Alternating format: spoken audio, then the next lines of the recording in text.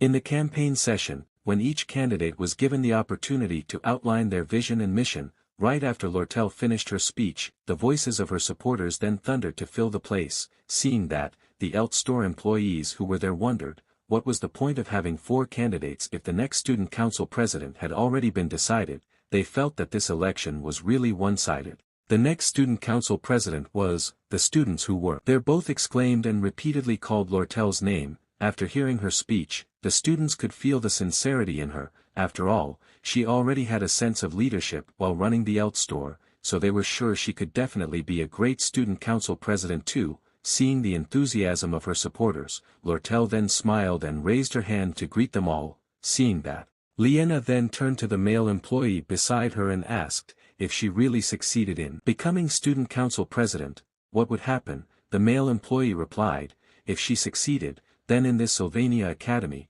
no one would be able to stop her anymore. Amidst the roar of her supporters calling her name, with slow steps, Lortel then turned and stepped down from the stage. But, just as she was about to step down from the stage, her face suddenly became grim when she saw someone there. That person was Tanya.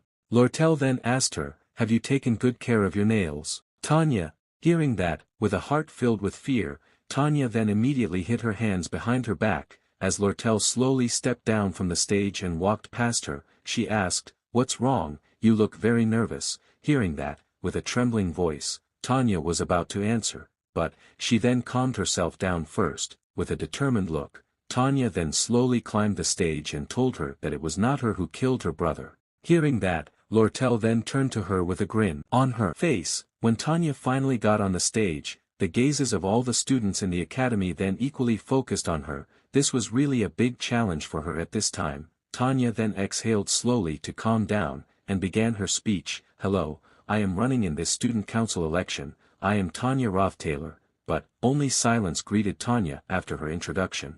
But that didn't stop Tanya. She continued her speech. The reason I stand on this stage is, seeing Tanya who dared to both go on stage and make a speech above them, the students sarcastically said that she was really impressive. She could keep her expression and act like nothing happened. Lortel also had similar thoughts to them. She wondered, was it because she really wanted to prove her innocence? But unfortunately, even after 10 minutes of her speech, there was not a single response she got from the students in front of her. Tanya felt like crying seeing herself not appreciated at all, and she then closed her speech. But, the closing of her speech was then greeted by the exclamation of the students who called her a murderer. Tanya's face immediately paled when she heard that.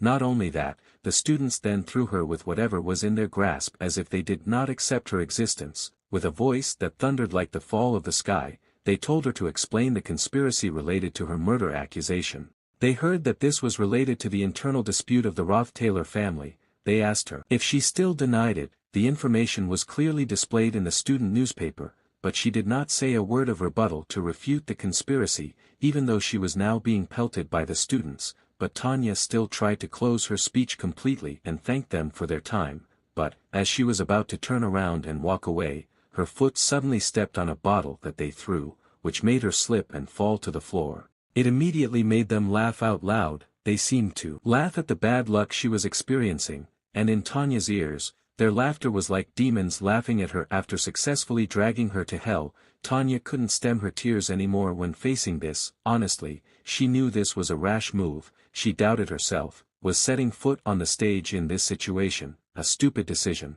Seeing the hateful looks of the students and those who angrily walked towards her, Tanya thought, I should just run away.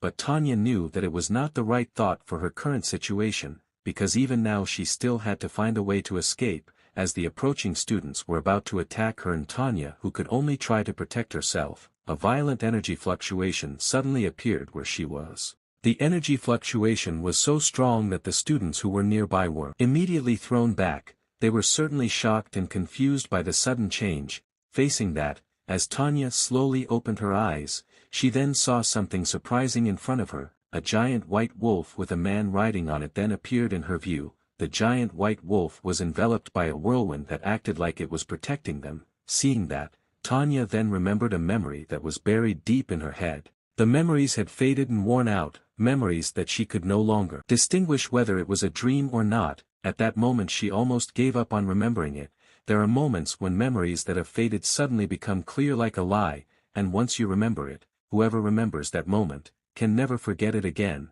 The man then came down and held her hand. He seemed to tell her that everything was fine.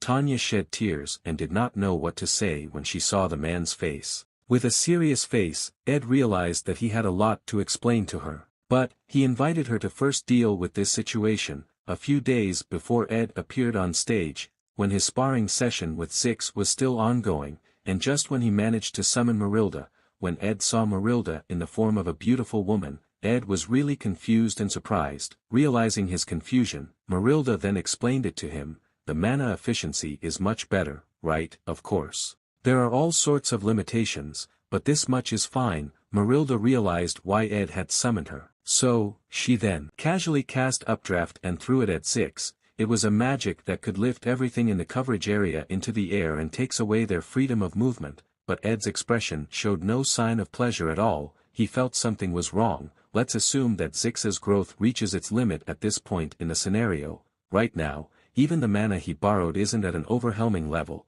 but he's already used it up. Amidst Ed's struggling thoughts, Marilda unhappily said, "The efficiency is good, but I never wanted to take this form. It's hard to speak because my mouth is too small. I'm also cold without my skin fur, also without a tail. My body balance is strange." Ed had already exhausted every magic method she had, so, if he had to summon Marilda, which could be said to be a small cheat, it meant that according to the initial speculation, his victory was guaranteed. But, he then saw something surprising that broke his speculation. Zix apparently managed to get up from the attack that Marilda launched at him and was preparing a counterattack. Not only Ed, Marilda was also surprised when she saw Zix, who attacked from behind. Moving in her current form was too difficult for her, so, she was completely helpless in stopping the attack that Zix launched. Without interference from Marilda, Zix smoothly headed towards Ed and attacked him using his spear, but, the spear then stopped just before hitting his neck. That was because Zix had no intention of killing him.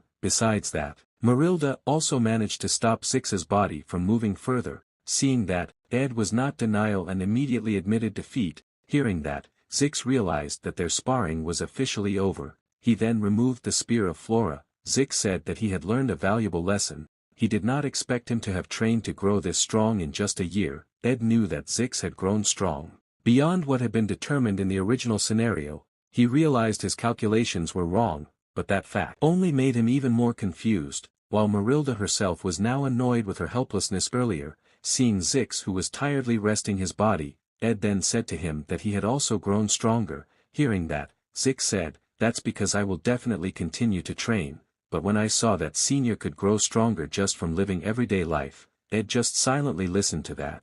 Zix smiled at him and said, "I feel very motivated." Hearing that, Ed then also tiredly rested his body and sat next to him. Until now he has always tried to control everything, forcing the scenario to run as it should, not just to maintain the advantage of knowing the future, but in order for Taylor to win in the last chapter, some conditions must be met. He has always thought that the scenario is the best answer. He thinks like that not without reason. The scenario that is not running as it should, has repeatedly threatened him. Again and again he has to adjust so that the scenario can return to its original path, but because of that he has also developed a fear of uncontrollable variables. That's why when he heard that Caden and Nox had escaped from prison, he was hesitant to intervene to save Tanya, because if he did, he would be pushing a scenario that was still on track, into a path that was beyond his control. But his sparring with Zix made Ed change his mind. If he looked back now, Zix, who would always stand as Taylor's ally until the last fight, had grown stronger, and if necessary, he himself could also intervene, because he had also grown stronger. Moreover, the number of allies he can rely on is also increasing. Maybe this is a naive way of thinking, but sometimes, this kind of thinking is good. Ed smiled thinking about it. He now realized, just because he had deviated from the original scenario, but it doesn't mean that things will always turn out in a bad direction. Seeing the big white wolf that suddenly appeared beside Tanya, the students were shocked and confused. They then frantically tried to escape from there. Seeing the chaotic scene, Joseph, who was in the crowd, then loudly asked them all to calm down. With a grin on his face and a calm attitude that was completely different from the panic of the other students, Joseph said that he had seen that high-level spirit. They were then surprised to hear that.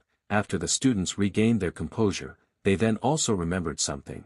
It is very rare for someone to be able to control spirits at that level. Some of them had taken elemental study classes with him, so they knew the mysterious man who appeared was Ed Roth Taylor. They were certainly surprised to know that fact and the fact that he was still alive. Not wasting any time, Ed then took the mic at the stage and introduced himself to them. He told them that he was not killed by Tanya, nor did he believe that she had any intention of doing such a thing. In fact, he himself supported her more than anyone else. Seeing Ed who appeared on stage and managed to defuse the situation, Lortel then slowly walked away from there with a small smile. Ed seemed to have decided to support Tanya in this year's Student Council President election. The top-ranked third-year student, Janica, and the second-year top student, Lucy, they have expressed their support. Then, the combat faculty top student, Clebius, the alchemy faculty top student, Alvira, the second-year magic faculty top student, Zix, and the first-year magic faculty top student, Joseph, as well,